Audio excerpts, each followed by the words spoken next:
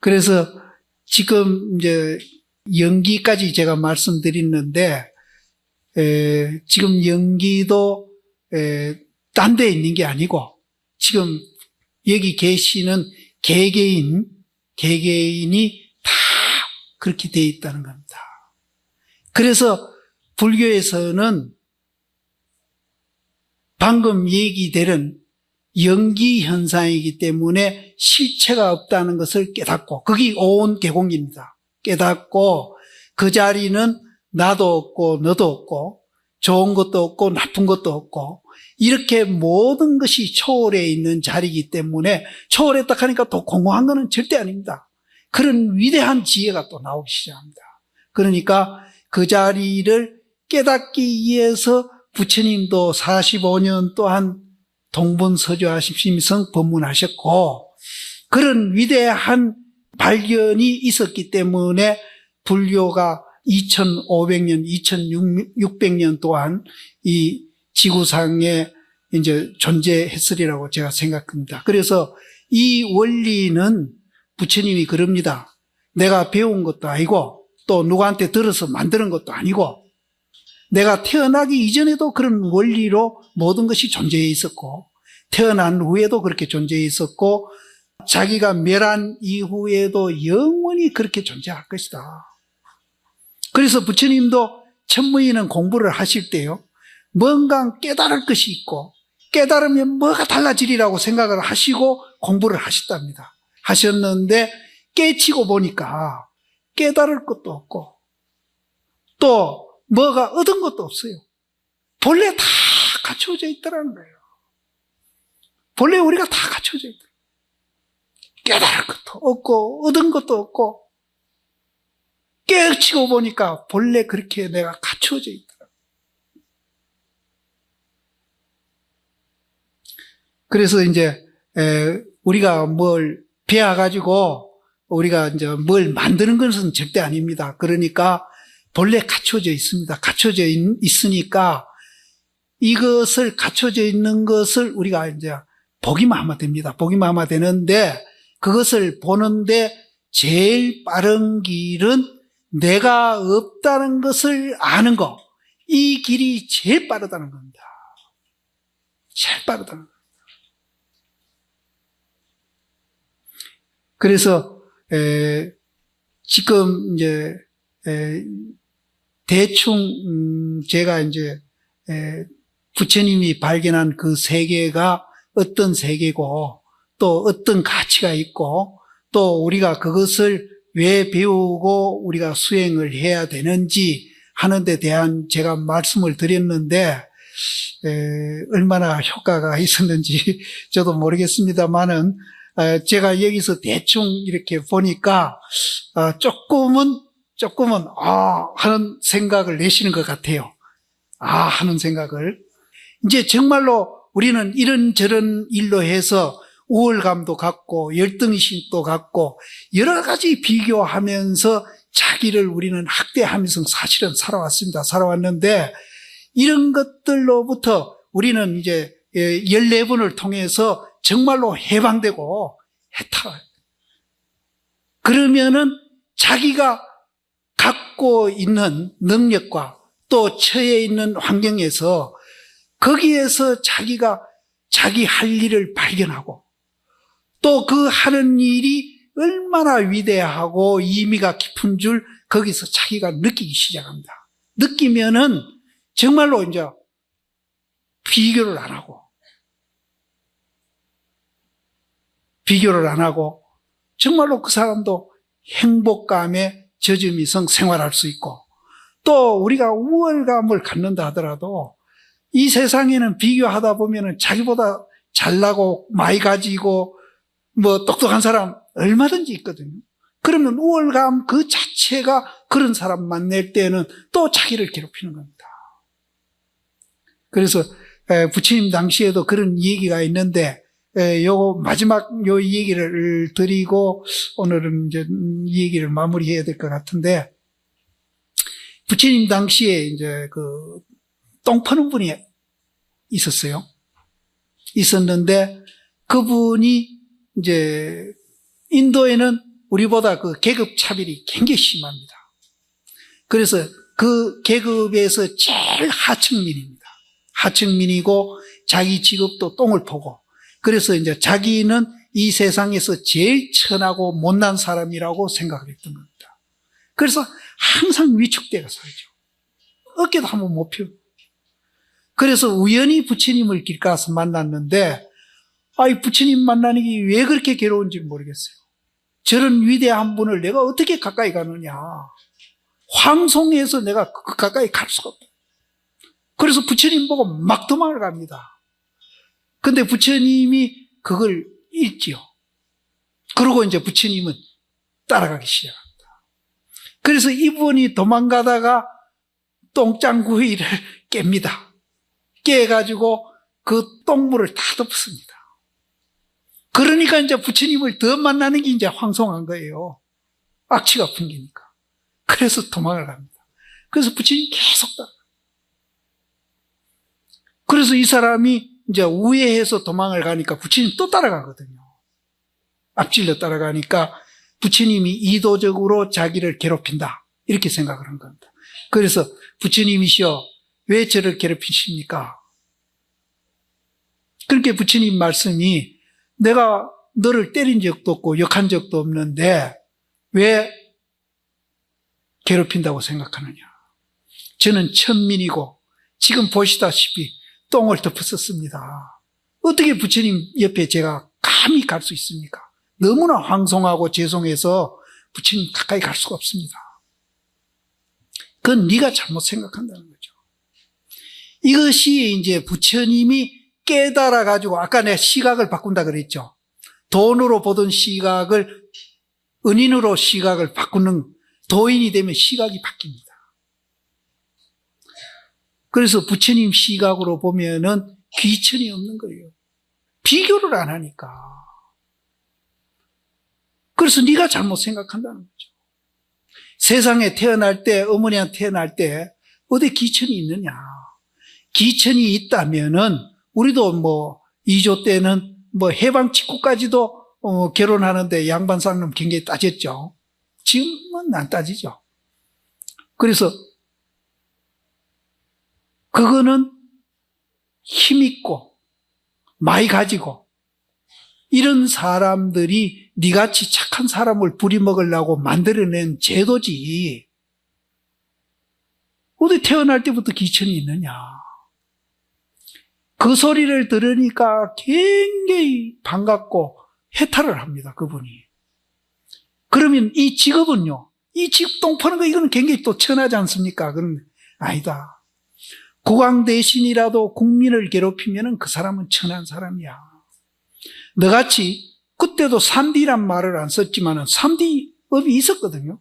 똥 파는 거 그거 잘 안 하거든요, 누구든지.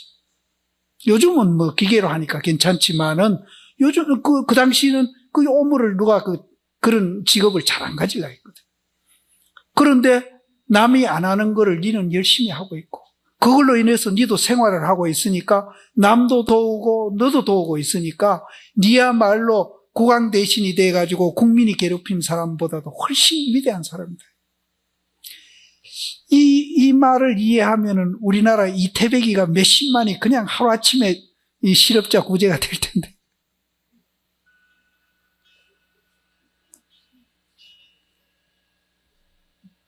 절대 우리가 그 자리를, 아까 제가 연기현상이고 실체가 없고 오니 개공이라는 그 자리를 보면은 이런 눈이 열리는 겁니다. 비교하느라고 속 많이 상하셨죠? 그동안에 삶에서. 오늘 해방하시죠?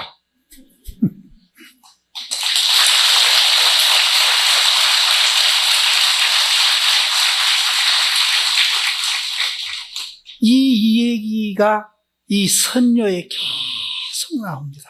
근데 여기서 표현되는 얘기가 조금 어렵습니다. 이제 이 체험하라고, 이해가 아니고 여기는 체험하라고 하는 얘기이기 때문에 좀 어렵습니다. 어렵더라도 이제 요 두 측면입니다. 이제 연기이기 때문에 실체가 없다 하는 그 한 측면, 그것을 이 손바닥이라고 우리가 얘기한다면은 그 측면, 공이라는 이 측면을 손바닥이라고 얘기한다면은 거기에서 황새가 오든지 맵새가 오든지 비교 안 하고 우리가 자유자재할 수 있는 능력을 작용을 일으키는 거. 거기 이제 건강형에서는 응무소죽하는 거는 이 손바닥이라면은 이생기심하는 거는 이 손등입니다. 이게 하나예요, 하나. 우리는 이렇게 하고 살고 이렇게 하고 사는데 이걸 모르니까 자꾸 비교를 해가 자기 학대를 하고 있거든요. 그래서 첫째 요걸 알아야 돼요. 요거를 지금 얘기한 대로 문자를 세우지 아니하고 닦고 정득함을 가져지 않는 것으로서 최고로 삼는다.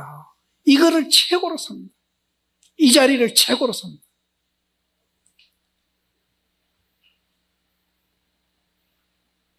그래서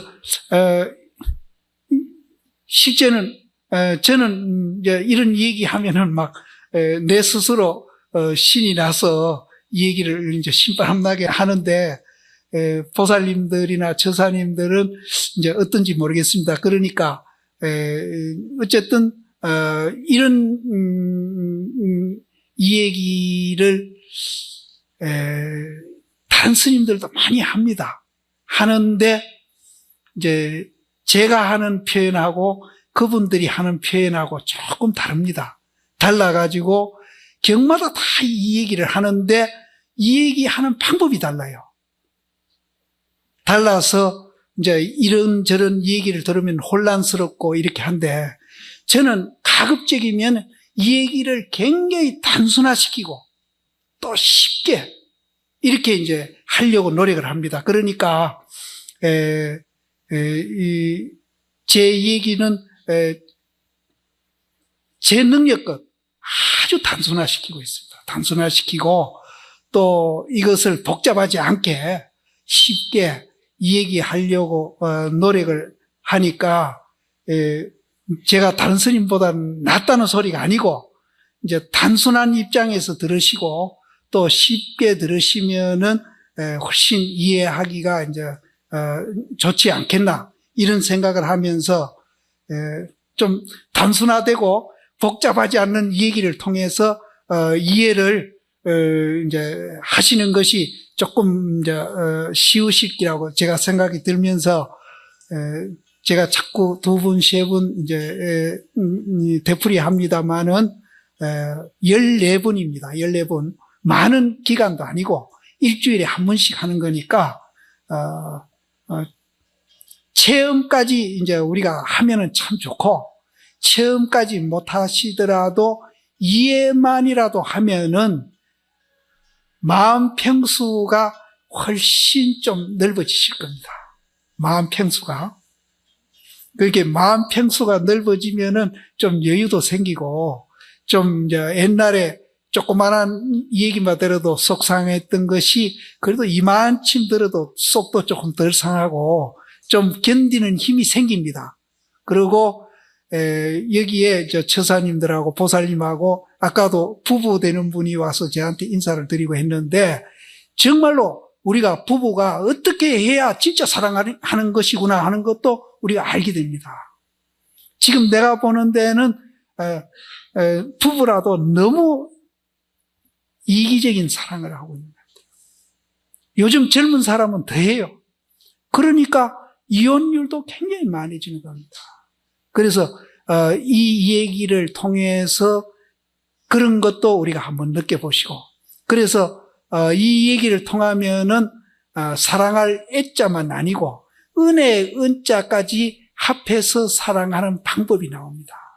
은혜를 몰라 요새 사람들. 남편이 아내한테 은혜를 느끼고 아내는 남편을 통해서 은혜를 느끼고 이렇게 이제 우리가 사랑을 하면은 정말로 부처님이 가르치는 사랑을 하게 되는 겁니다. 그런데 은혜는 모르고 사랑만 하니까 이게 진짜 이제 이 문제가 생기는 겁니다. 그래서 그 실체가 없다 하는 그 자리는 이 세상 문제를 다 해결하는 도깨비라고 저는 얘기를 한 적이 있어요. 정말 도깨비 같은 겁니다. 그래서 세상에 지금 전쟁들 많이 하고 있지 않습니까? 테러도 일어나고 이런 문제, 또 굶어 죽는 사람도 많이 있고, 또 병들어서 약이 없어 치료 못 받아 죽는 사람도 많이 있는데, 이것만 우리가 이해를 하게 되면은 이 세계의 국방비가 필요 없어요. 우리나라 1년 국방비가 제가 알기로는 15조 원이라고 그러는데, 이 15조 원이 지도자들이 이 원리를 알게 되면은 국방비 필요 없어요. 15조 원 갖고 이북에 쌀 한 3년 팔아줘도 남을 겁니다. 경찰서가 왜 필요합니까? 형무소가 왜 필요합니까? 필요 없습니다. 이런 위대한 자리입니다. 그러니까 제가 이제 너무 위대하니까 나중에 이제 식상할지 모르겠는데, 제가 오늘 첫날이니까 위대하다는 말을 한 몇십 분 한 것 같습니다. 그런데 실제는 그렇습니다. 실제 그렇습니다. 그래서 우리 국방비도 필요 없고 세계 국방비도 필요 없고, 이 국방비만 하더라도 정말로 이 지구상에 서로 죽이고 살리고 하지 않고 오손도손 잘 살고, 우리도 이 이데올로기 때문에 남북이 갈려가지고 정말로 우리가 이제 거기에다가 물질, 정신 여러 가지 이제 우리가 낭비를 하고 있는데, 이런 낭비 필요 없이 정말 오손도손 잘 사는 그런 길이 열립니다.